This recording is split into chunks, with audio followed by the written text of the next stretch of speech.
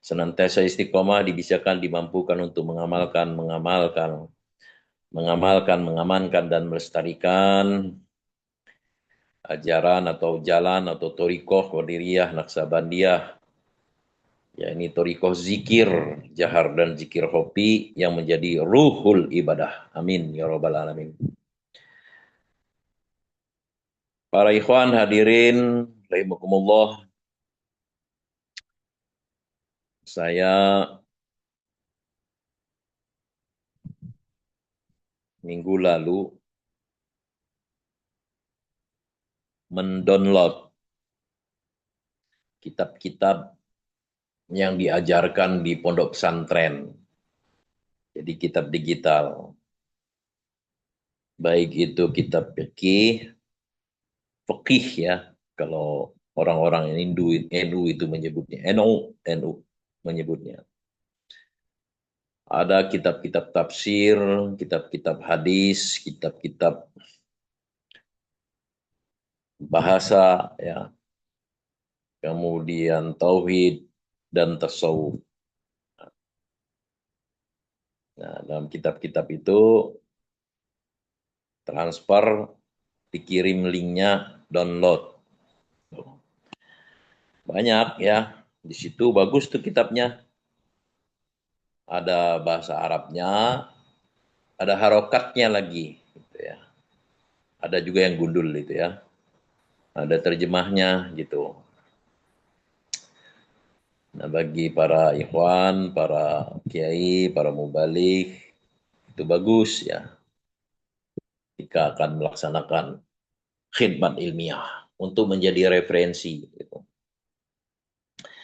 Saya membuka satu kitab.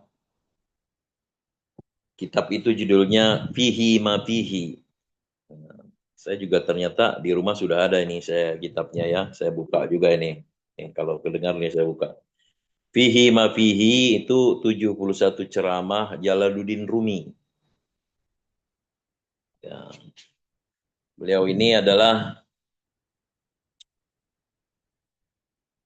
uh, orang Persia ya. Jalaluddin Rumi itu lahir di kota Balkhi, Khurasan, 6 Rabiul Awal 604 Hijriah atau 30 September 1207. Jadi periodenya itu setelah Tuan Syekh Abdul Qadir Jailani, Qaddasallahu sirah. Nah, kitab ini berisi percakapan antara Rumi sebenarnya dengan salah satu sahabat beliau, seorang pejabat Kesultanan Romawi waktu itu ya.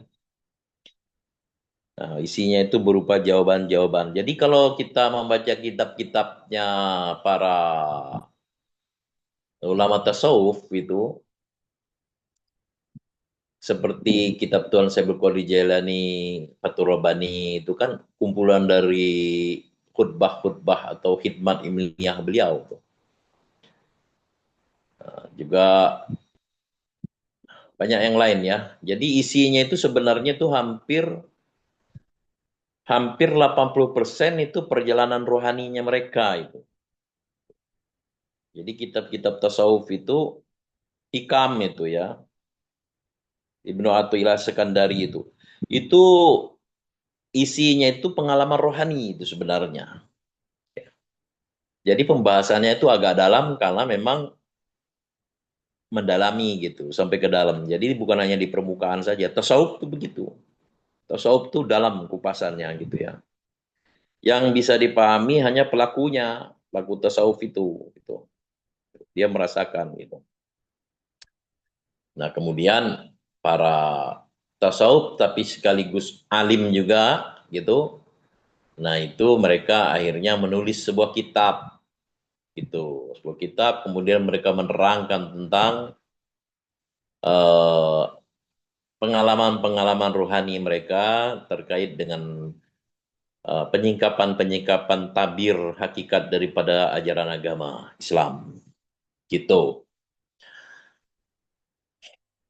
Nah, tadi saya sempat dengar YouTube juga karena sekarang ini lagi kisruh-kisruhnya organisasi terbesar di Indonesia itu Nahdlatul Ulama. Tapi saya mendengar Profesor Kiai Haji Said Agil Siraj menyampaikan eh, karena saya menulis kata beliau, maka saya ketahuan salahnya. Gitu. Ya, jadi kalau nggak nulis ya nggak ketahuan salahnya gitu. Wajar kalau salah tuh karena nulis. Beliau menganalogikan nabrak ya karena supir gitu. Kalau bukan supir ya nggak nabrak gitu. Kira-kira begitu ya. Jadi wajar ini untuk para para penulis gitu ya, nggak usah apa namanya itu berkecil hati kalau nulis kitab salah gitu ya. Saya pernah nulis kitab itu ya dikoreksi sama ahlinya gitu. Ya nggak salah tapi kurang pas gitu ya.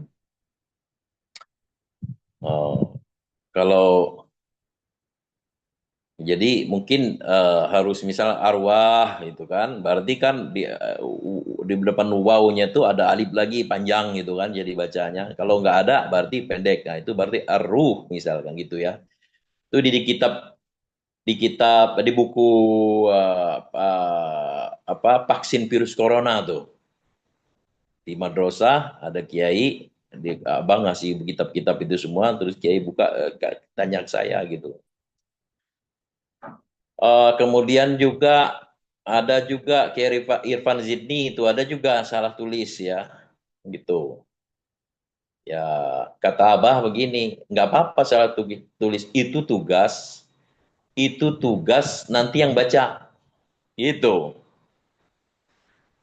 Jadi wajar itu karena menulis. Kalau salah ya wajar karena menulis. Kalau nggak mau salah ya nggak usah nulis gitu kan. Kira-kira gitu. Nah, ini para ulama ada yang dia menulis kitab, menjelaskan pengalaman rohaninya, berbagi ya pengalaman, atau dia ceramah ditulis oleh orang lain gitu. Nah, banyak gitu ya. Kayak Tuan Syekh Qadir Jalani itu bukan beliau mengkonsep, tapi yang mendengarnya dikumpulkan ceramah-ceramah menjadi kitab, dinisbatkan kepada beliau gitu. Seperti kitab apa nama itu ke Kalam Supi Agung dari Priangan Timur, gitu ya. Hikam Supi Agung dari Priangan Timur itu. Nah itu saya nulis itu. Tapi kumpulan ceramahnya Baos dinisbatkan kepada beliau gitu. Karena itu karyanya beliau. Nah kira-kira begitu ya. Sekarang saya agak agak ilmiah dikit gitu ya. Nah, nah di dalam kitab ini beliau mengatakan salah satu itu ya, agama tidak akan pernah menjadi satu agama saja. Selalu ada satu, dua, tiga agama. Dan selalu ada perang serta saling membunuh di antara mereka. Bagaimana mungkin kamu hanya menginginkan satu agama saja? Agama tidak akan pernah menjadi satu kecuali di akhirat kelak. Di dunia ini ketinggalan agama adalah hal yang mustahil. Ketunggalan agama adalah hal yang mustahil. Itu kata Rumi. Jadi ajaran tasawuf itu tidak hanya tataran di permukaan saja ya. Kita seperti memaksakan kehendak la ikraha fiddin ya. Jangan dipaksa gitu harus ini.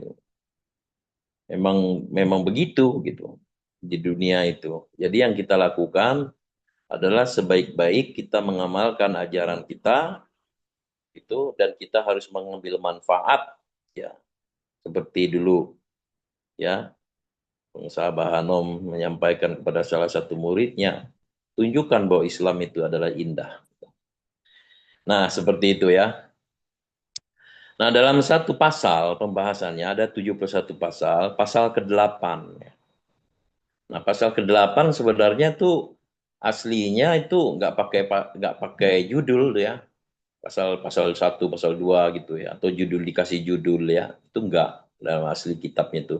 Para penulis berikutnya, murid-muridnya beliau untuk kemudian menulis ya Pada pasal 8 itu ya, 8 itu beliau menjelaskan tentang hakikat asal manusia dan tugas para utusan Rasul. Ini menarik ya. Diberi judul oleh salah satu muridnya itu, sungguh telah datang kepadamu seorang Rasul dari kaummu sendiri. Nah, sekarang ini kan lagi tren nih, lagi apa Abah sering menyampaikan khidmat ilmiahnya tentang utusan-utusan gitu kan. Hmm. Ada juga yang memberi judul pasalnya seperti yang buku kitab yang ada di saya, bukan bukan yang apa namanya itu digital, itu Nabi dan Wali itu ibarat lautan luas yang jernih judulnya. Itu. Ya, itu judulnya, aslinya memang nggak ada ya, nggak ada judul. Tapi pembahasan di dalamnya adalah mengenai seputar itu. Nah, di dalam kitab itu ada yang bertanya, nih, lebih utama mana, apa yang lebih utama ketimbang sholat? Ditanya kepada Jalaluddin Rumi. Dijawab sama beliau, ruh lebih utama. Dan yang kedua, iman lebih utama dari sholat. Alasannya, sholat hanya diwajibkan 5 waktu, sedang iman untuk selamanya. Tidak pernah itu boleh tidak beriman gitu ya. Walaupun yazidu wa yankus. Tapi kita harus tetap beriman terus. Sholat juga bisa diadakan, ada kemudahan ruksoh ya. Bisa dijama, bisa dikosor, bisa dikodok gitu ya.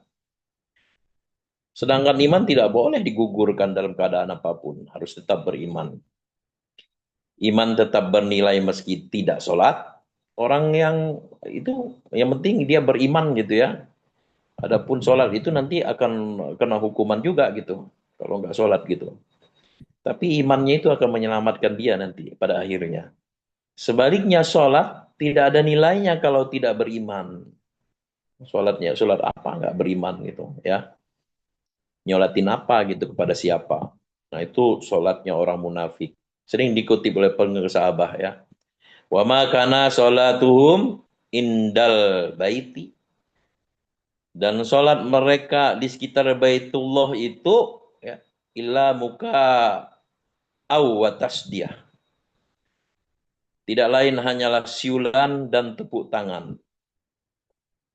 Maka rasakanlah azab disebabkan kekafiranmu itu. Quran surat Al-Anfal ayat 35. Jadi sholatnya siulan, tepuk tangan, azab, dan kekafiran, kata sahabat. Meskipun di depan, ya, sekitar atau di sekitar atau di samping baiti, ya, Baitullah maksudnya, Ka'bah gitu ya. Nah hadirin ikhwan wal akhwat, di dalam kitab ini ada yang menarik disampaikan bahwa manusia itu sebenarnya sudah terkumpul semua ilmu, seluruh ilmu di dalam manusia itu. Diibaratkan oleh beliau itu, manusia itu mampu menyingkap hal-hal yang goib. Tidak perlu ada terapi khusus. Ya. Seperti coaching, konseling apa. Kalau kayak Subhan itu apa tuh? Terapi ya, meditasi gitu ya. Kontemplasi gitu. Sebenarnya di dalam diri manusia itu sudah mampu menyikap hal-hal yang goib itu. Digambarkan seperti air yang bening yang menampakkan segala sesuatu yang ada di dalamnya tercermin di atasnya. Jadi manusia itu seperti air yang bening, jernih, ya, sehingga di dalamnya itu ada batu-batu, ada pasir-pasir, ya, seperti di atas dia, tercermin di atasnya gitu. Nah seperti itu. Nah pada dasarnya seperti itu, ya. Tidak perlu ada terapi khusus ataupun belajar torikoh ya. Kita harus belajar torikoh, ya. Memang sudah orang manusia dilahirkan itu fitrah gitu. Nah, tapi karena air yang jernih itu terkontaminasi kotoran, sehingga dia menjadi keruh gitu, butek gitu. Nah, oleh karena itu perlu dibersihkan, dikembalikan lagi pada sejatinya itu adalah air yang bening atau jernih. Maka diingatkanlah kepada manusia yang sudah terkontaminasi itu, diutuslah para utusan Rasul, itu para nabi dan para wali ke tengah-tengah mereka untuk mengembalikan mereka kepada kesucian. Ya, pencinta kesucian jiwa. Oke, Subhan kan selalu pada pecinta kesucian jiwa gitu ya. Nah, oleh karena itu di dalam kitab ini dikutip oleh beliau firman Allah Subhanahu wa taala, a'udzubillahi minasyaitonirrajim. Laqad ja'akum rasulun min anfusikum azizun alaihi ma anittum harisun alaikum bil mu'minina raufur rahim. Sungguh laqad ja'a, sungguh telah datang ya, ja'akum ya, kepadamu rasulun, seorang rasul min ampusikum, dari golongan kamu sendiri, dari kaum kamu sendiri. Azizun alaihi ma'anitum, berat terasa olehnya penderitaan yang kamu alami. Dan dia sangat menginginkan keimanan dan keselamatan bagimu. Harisun alaikum, penyantun dan penyayang. Bil mu'minin. Bil mu'minina ra'uf, ra'ufur rahim. Penyantun dan penyayang terhadap orang-orang beriman. Quran surat At-Taubah ayat 108. Saya pernah menyampaikan di panggung Sirna Rasa di hadapan pengesabah. Salah satu syarat ya, atau ya syarat seorang mursyid itu dia memiliki sifat rohim. Di dalam Al-Quran ada 114 kata rohim, 113 semuanya disandarkan kepada Allah. Hanya ayat ini nih. Laqad ja'akum rasulun min anfusikum azizun alaihi ma anittum harisun alaikum bil mu'minina raufur rahim. Yang dimaksud dalam ayat hanya satu kata rohim yang disandarkan kepada Nabi Muhammad Shallallahu Alaihi Wasallam. Jadi kesimpulan saya, gitu, kesimpulan saya, syarat mursyid itu ya dia memiliki satu sifat Allah yang tidak dimiliki, yang tidak diberikan kepada selain mursyid itu ar-rahim, penyayang. Guru mursyid itu penyayang, penyantun dan penyayang gitu ya, sangat penyayang. Kalau nggak penyayang nggak usah jadi mursyid dah gitu. Kayak kita ini misalkan mau jadi mursyid tapi nggak penyayang kepada umat, nggak penyayang kepada ikhwan, malah kadang kita ada kebencian gitu kan, jauh tuh kita mau jadi mursyid tuh. Nah begitu, tegas kepada orang kafir, penyayang kepada para ikhwan. Jadi memang Abah itu tegas itu bagi orang yang menolak kemursyiden, beliau tegas. Dia orang yang mengikuti beliau lembut ya, penyayang. Nah, di sini disebutkan dalam ayat ini, laqad ja'akum rasulun min anfusikum. Seorang rasul diutus kepada kalian dari golongan kalian, dari kaum kamu sendiri gitu. Nah, itu diibaratkan oleh Jalaluddin Rumi, ibarat air yang bening itu tadi, jernih, kemudian kotor, keruh, dikirim seorang rasul yang airnya lebih jernih lagi ya. Air jernih juga gitu ya. Nah, si air manusia tadi ketika dikirim air itu, air laut yang jernih itu, air kotor masuk ke dalam air laut. Nah, itu bisa netralisir dia, bisa menjadi jernih kembali. Dan si air ini tadi mengenali gitu. Oh, ini yang datang dari golongan aku sendiri gitu. Oh, ini datang satu jenis dengan aku gitu. Dia bisa merasakan kehadirannya gitu. Maka dia orang-orang yang seperti ini yang mendapat petunjuk dari Allah Mayyasa ya, dia akan mencium wanginya para wali itu. Wangi mursyid itu akan tercium gitu. Sehingga dia mau mengikuti gitu ya. Nah, seperti itu ya. Pada dasarnya sama gitu ya. Cetakannya sama ya, asalnya sama gitu. Nah, tapi karena kita sudah terlanjur banyak berinteraksi dengan keburukan, kekotoran, jadi butek gitu. Nah, kalau butaknya itu sudah terlalu butak gitu, nah, dia itu orang tidak bisa mengenali lagi sejati dirinya gitu. Datang Rasul diutus kepada dirinya, tapi dia tidak bisa mengenali. Gitu. Dia tidak bisa mengenali. Ya karena sudah semakin butek gitu ya. Tuh. Nah, itu. Maka orang yang mengenali dia akan menyambut, menyambut pecinta kesucian jiwa. Itu kan judul kitab pengesabah itu. Tuh. Menyambut pecinta kesucian akan menyambut tuh gitu, yang mengenali. Yang tidak mengenali itu dia tidak akan menyambut itu. Nah, mungkin menolak, mungkin bukan hanya menolak, menolak pergi gitu masih mending. Mencaci maki, ya mencaci maki, kemudian merendahkan, menghinakan gitu. Oh, padahal nggak salah ya, apa salahnya gitu kepada dirinya merugikan dia kagak gitu kan. Nah, ini diibaratkan oleh Nabi dalam firman-Nya itu dari Abi Hurairah radhiyallahu anhu, Rasulullah SAW bersabda, al arwahu jundun mujannadatun. Artinya ruh-ruh itu arwah tadi ya. Ruh-ruh itu,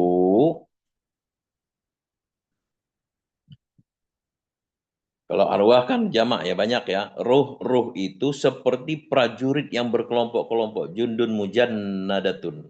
Jadi dia berkelompok-kelompok ruh itu ya. Dan tentara yang berkelompok-kelompok, ya, prajurit tentara yang berkelompok-kelompok.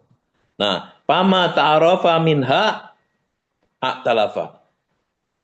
Jika saling mengenal mereka akan menjadi akrab tuh. Maka kita jangan heran kalau ketemu orang kok rasanya langsung nyambung, langsung enak gitu ya. Karena memang di sononya dulu sudah berkumpul ya. Mujannadatun, jadi berkelompok gitu. Tuh, kita baru ketemu orang, tapi kok udah terasa enak, akrab gitu.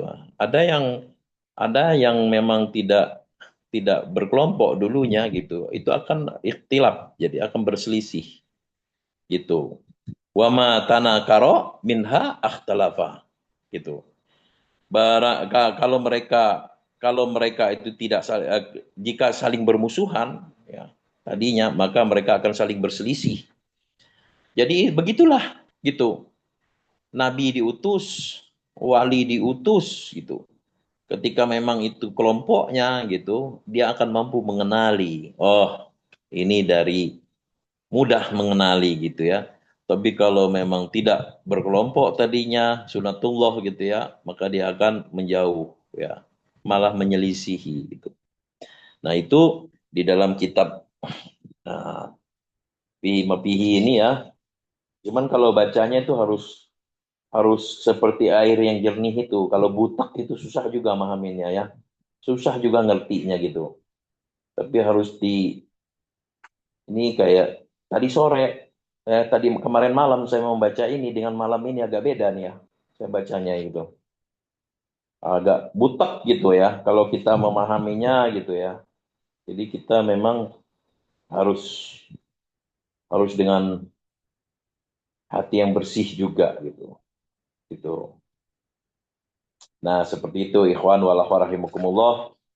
Tidak lengkap ya, sedikit sih sebenarnya siap pasal pembahasannya, tapi sebenarnya bisa dijabarkan cukup panjang ya kalau dikaitkan dengan ajaran kita Toriko. Nah, jadi Jalaluddin Rumi itu kitab aslinya itu dalam bahasa Persia, lalu diterjemahkan dalam bahasa Arab. Jadi salah satu juga yang dapat saya ambil pelajarannya, jangan minder juga kalau kita menulis nggak bisa nulis Arab gitu.